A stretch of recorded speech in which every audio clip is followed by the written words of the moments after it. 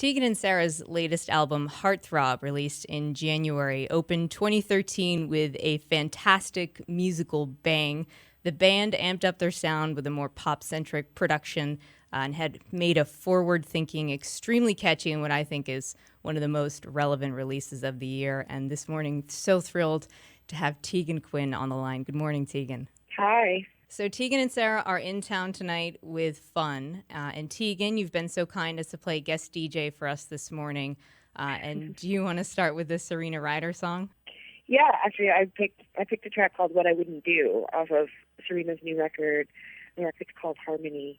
Yeah, and what's really funny actually is that Sara and I played with Serena Ryder like 10 years ago or something like that. Like she opened for us in a little town in Ontario called Kingston.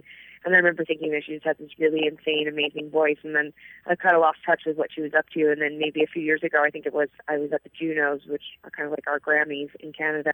And we did an event together. And I remember feeling really excited that she was still at it. And I just think this new record is really awesome. And she's doing really great. And she's actually kind of getting a ton of radio play in the States, and it's really neat because she's just got such an incredible voice, and she's just like an incredible writer, and just seems like a really nice person. And she played an event for us a few years ago, very electric live shows for sure. Yeah, absolutely, puts on a great live performance for sure. So, and I definitely out of everything on the record, this "What I Wouldn't Do" is definitely my favorite, and it's got a great music video as well too. So that's why I picked it. Awesome. Well, let's take a listen. This is Tegan Quin's first pick for this morning as she's playing guest DJ Serena Ryder on 91.3 WYEP. That's new from Mayor Hawthorne on 91.3 WYEP. It's her favorite song. I'm Cindy House. We have Tegan Quin of Tegan and Sara on the phone this morning. We'll be at Stage AE this evening playing a sold-out show with Fun. Tegan's our guest DJ today and picked that song. So tell me why you like that track. Well, it's funny because I sort of heard of Mayor Hawthorne before, but we were actually in the UK recently, and we were on the radio on BBC in London, and they have this show where they bring in all these like sort of guests, and then they play new tracks, and then they have the guests sort of talk about the tracks, and then while their guests are talking about the tracks, they get comments like texts and emails from random callers, and in typical sort of British fashion, it was like a lot of people talking crap on all the songs, and we were being very Canadian and trying to find positive things to say about the tracks. But when they played the Mayor Hawthorne track, this track specifically, her favorite song, everybody in the room, we all thought the track was amazing, and the comments coming in from the general public were really positive too. So I really like this song, just because I really like the song, but also I now associate it with the release that I felt that I didn't have to come up with something positive because I didn't want to appear negative. But I actually just genuinely really liked the song, so it was a great moment on the radio. But we did get made fun of for being too positive. But I think it's a great track. Yeah, me too. I like it a lot. It's Mayor Hawthorne with her favorite song. We have Tegan Quin of Tegan and Sara on the phone playing guest DJ, and you have one more selection. What would you like to play next? I want to hear "Ain't It Fun" by Paramore, which is my favorite track off of their new self-titled record. And I think the whole record's really great, but I think this track in particular just shows a lot of maturity in their writing. And I mean, I think Haley has one of the best voices of our current musical generation, and we had the pleasure of touring with them a couple years ago, and there's really lovely people, and I think Haley is just like an absolute, incredible talent, and I feel really excited about their new record, and this track in particular, I just think it's really great. Okay, I think this is actually a first for YEP. This is Paramore on 91.3 WYEP. It's Paramore on 91.3 WYEP. We have Tegan Quin of Tegan and Sara on the line. She's been our guest DJ this morning.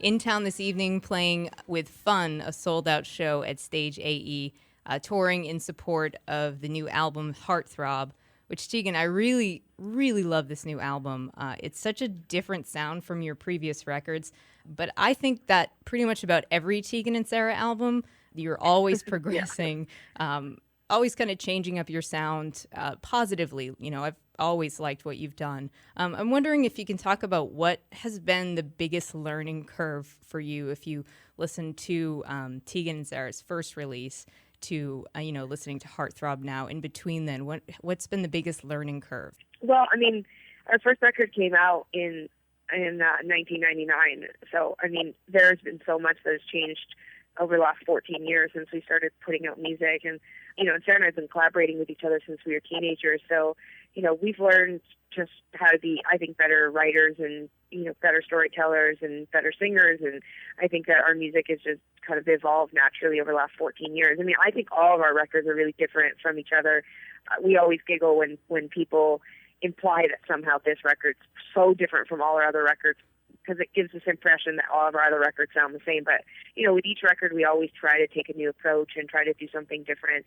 I think Sara and I are really lucky because we're not held back by the limitations of being a band. We're just songwriters, and so we're able to really take on whatever sound we want for each record. And we've sort of come up with this really amazing audience that we've sort of grown naturally through opening for a ton of really amazing bands over the years, but also from a ton of work doing collaborative work with other acts, from dance artists to rock artists to punk artists to hip-hop artists. So we have quite an eclectic audience, and so that also has really given us free reign of our career and our sound. I don't think there's much fear when we step into the studio that we have to stay within the lines. I think we're just always sort of deconstructing what we've done in the past and then sort of creating something totally new from the pieces. So yeah, I don't know if there's one thing that we've definitely, or that we've learned so much as it's just a million things that we've experienced over 14 years that has helped us sort of shape this new Tegan and Sara sound. On you and Sara being twins, there's a strong connection with your voices when you sing together. What's the difference between singing with Sara versus singing on someone else's record as a guest? Well, up until the last couple of Tegan and Sara records, we actually didn't really sing on each other's music very often, and we did live, but on record we never did it. So it's really interesting because people always would comment on how different our live shows sounded than our records, and I think that was partly why, because the live show really was a collaborative Tegan and Sara effort, whereas the records sometimes were very, this is a Sara song, this is a Tegan song. So I think that 6 or 7 years ago when we started to collaborate with other artists, that's when we really started to see the benefit of actually layering my voice on Sara's voice, and how that really did, kind of create a different sound. And I think that we realized that there was some value to doing that, just because, yeah, we were sought after to come and sing on other people's records. It was sort of like, well, maybe we should have each other sing on each other's songs as well. So while it's not ever a huge topic addressed in your material, you and your sister are both openly gay. Did you ever feel the need to address that in your music, or feel or get pressure to? No, I don't think so. I mean, there's definitely been times over the last, decade plus where people have, inquired why we aren't more specific in our music, and definitely there's been inquiries even from our own record company at times about why we aren't more political in our music, because we're quite political as people. But I think that our first love is pop music, and I think pop music tends to stay, more in the sort of love, romance, kind of more of that territory, and I think that we're more naturally inclined to write about that sort of thing. But I think that we're candid in talking about love, and I suppose that our instinct has been to keep it somewhat universal because we're writing for everybody. I was able to grow up listening to Bruce Springsteen and U2 and Cyndi Lauper. None of those people are gay, but they sang about their relationships, and it really resonated with me. So I think my foundation is that you can write about your relationship without maybe alienating or removing part of the audience by being too specific. So, but I don't know that we've ever deliberately avoided writing about things. I just think we haven't necessarily deliberately gone about writing certain things. And I definitely think on Heartthrob we're a bit more specific than we've been in the past, but I like to keep things general. It's also just for the sake of my own state of mind, the idea that I'm keeping some things private, and also that, 5 years from now singing a song like Drove Me Wild, that because I was somewhat general, I can apply it to any part of my life rather than having to stay within the lines of one experience. I too can sort of place it on whatever experience I want. It's very smart. So back in the 90s and in the early 2000s, if you think about being a gay musician, especially a female gay musician, there's certain connotations, certain stereotypes associated with it. So how is being out and in the public eye different for you now versus when Tegan and Sara first started? We never really, it sounds funny to say this because things were so different back then, but we never labored over the decision. We put out our first record, and, we were doing a lot of press, and we were out on tour with Neil Young, and his manager, Neil Young's manager, was the one that had signed us. And we, casually one day just brought up that a lot of press was asking us if we had boyfriends or, what we wrote our songs about. And we wanted to know if it was okay to just be honest, that we didn't have boyfriends or that we were gay. And I remember the president of the label just being like, well, if you're gay, like, just say you're gay. Like, if that's what you want to do, like, who cares? Like, talk about your songwriters. Like, you should be able to talk about what you're songwriting about. So we never really labored over the point at all. Like, it was sort of just one of those things where it's like we were out at home, we were out in our business, and so we just sort of talked about it candidly. But I think there was a politeness in the music business back then, and so people didn't really bring it up that often. It wasn't really until our second and third record that we really started to see a focus on the fact that we were gay in the media.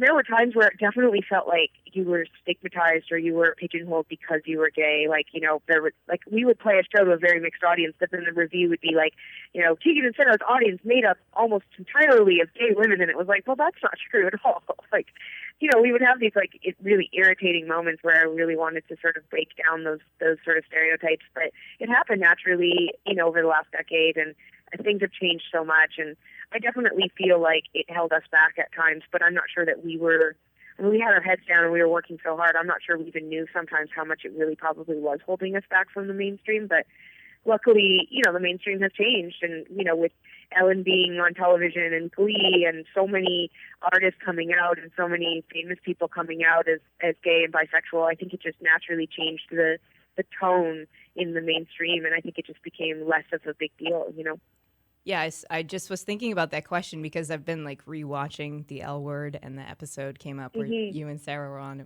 You guys were great on that show. Yeah, we were pretty excited to be on the show. Yeah. So you're performing tonight before Fun at Stage AE, and you've had a lot of experience playing with other acts who will bring their audience with them as you bring your audience with them. Are there been some experiences for you where fans have reacted like really well? Like who had the best fans that reacted to your music?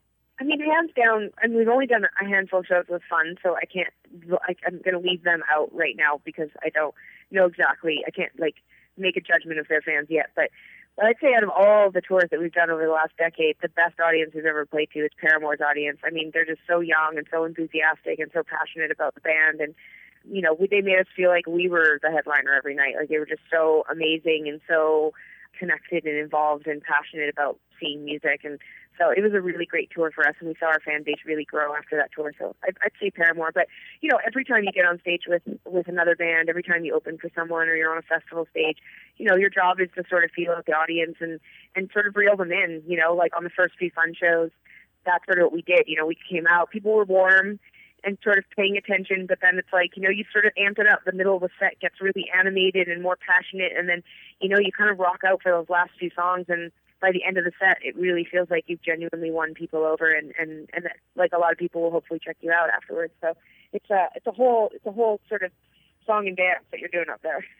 Okay, cool. Well, we've been talking to Tegan Quin of Tegan and Sara. The new album is Heartthrob, and performing tonight at Stage AE with Fun. Tegan, thank you so much for doing this. My pleasure. Thank